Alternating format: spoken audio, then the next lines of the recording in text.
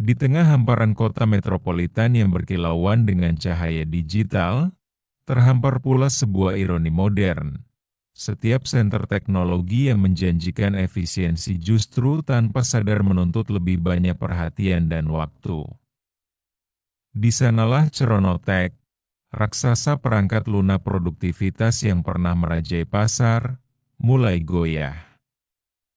Produk unggulan mereka, Epoch, adalah suite perkantoran yang kuat, namun reputasinya tercoreng oleh kompleksitas yang memusingkan, notifikasi yang tak henti, dan antarmuka yang terasa seperti labirin. Karin, kepala peneliti UX di Ceronotech, merasakan denyut nadi masalah ini lebih dalam dari siapapun. Hari-harinya ia habiskan di laboratorium observasi, sebuah ruangan kaca dua arah di mana pengguna mencoba Epoch sementara matanya memindai setiap kerutan kening, setiap desahan frustrasi, dan setiap gerakan kursor yang ragu. Ia melihat mereka tersesat dalam menu berlapis, berjuang mematikan pop-up yang mengganggu, dan menghabiskan menit-menit berharga hanya untuk mencari fungsi dasar. Mereka tidak terlibat, seperti yang digaungkan Departemen Pemasaran, mereka berjuang. Pada pertemuan strategis kuartalan yang tegang, Karin memberanikan diri. Di hadapan CEO Dirga, seorang veteran industri dengan dasi sutra yang selalu rapi, dan tim eksekutif lainnya, ia menampilkan grafik-grafik yang menggambarkan penurunan kepuasan pengguna dan kenaikan tingkat churn. Epoch, dengan segala kekuatannya, Karin memulai, suaranya tenang namun penuh keyakinan, telah menjadi beban bagi penggunanya. Setiap fitur baru yang kita tambahkan, setiap animasi yang kita desain, setiap notifikasi yang kita anggap membantu, justru mengikis waktu dan bandwidth mental mereka. Ini bukan lagi kemewahan, tapi keharusan strategis. Kita perlu antarmuka yang secara inheren lebih cepat, lebih bersih, dan lebih mudah dinavigasi. Dirga menghela napas, gestur yang tersembunyi dengan baik di balik senyum tipisnya. Karin, tim pemasaran kita melaporkan bahwa pengguna menginginkan fitur. Mereka menginginkan pengalaman yang imersif. Metrik keterlibatan kita, meskipun menurun, masih menunjukkan jutaan jam penggunaan. Metrik itu menyesatkan, Pak, sanggah Karin. Berapa banyak dari jam-jam itu yang dihabiskan untuk mencari fungsi, menghilangkan gangguan, atau memecahkan masalah? Keterlibatan sejati datang dari efisiensi tanpa gesekan. Pengguna tidak ingin menghabiskan waktu dengan perangkat lunak kita. Mereka ingin menghabiskan waktu melalui perangkat lunak kita untuk mencapai tujuan mereka. Argumen Karin memicu perdebatan sengit. Desainer visual keberatan bahwa bersih terdengar seperti membosankan. Tim pengembangan khawatir tentang upaya untuk mengubah arsitektur warisan. Pemasaran bersikeras bahwa lebih banyak fitur berarti lebih banyak nilai jual. Namun, Karin bergeming. Ia mempresentasikan visinya tentang momentum, sebuah proyek rahasia yang ia rumuskan, sebuah antarmuka yang dirancang dari nol dengan filosofi minimalis namun berdaya guna maksimal. Bayangkan sebuah jalan raya, Karin menjelaskan, di mana mobil melaju mulus, tanpa lampu lalu lintas yang tidak perlu, tanpa billboard yang mengganggu, tanpa putaran yang membingungkan. Itulah momentum. Tidak ada yang tersembunyi, tidak ada yang berlebihan.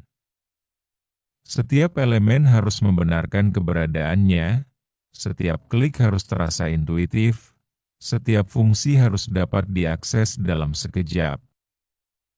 Setelah banyak perdebatan dan negosiasi yang melelahkan, Dirga akhirnya memberikan Karin sebuah tim kecil dan anggaran terbatas untuk membuat bukti konsep. Ini adalah pertaruhan.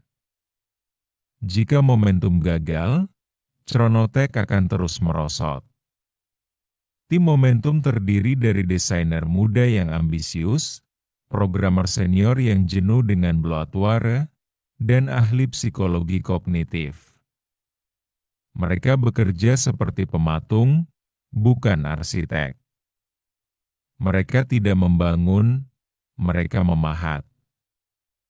Setiap piksel dipertanyakan, setiap garis kode disisir untuk efisiensi. Kenapa ada animasi ini? Apakah ini benar-benar membantu pengguna memahami, atau hanya memperlambat mereka? Tanya Karin saat meninjau prototipe. Menu navigasi ini. Bisakah kita membuatnya terlihat hanya saat dibutuhkan, tanpa menyembunyikan fungsinya sepenuhnya? Kecepatan adalah fitur, ia sering mengingatkan tim. Setiap milidetik yang kita hemat adalah kemenangan bagi pengguna. Tantangan teknisnya sangat besar. Mereka harus merombak basis kode warisan Epoch yang berlapis-lapis, yang seringkali terasa seperti menggali fosil. Tantangan desain lebih berat, memutuskan apa yang harus dihilangkan jauh lebih sulit daripada memutuskan apa yang harus ditambahkan.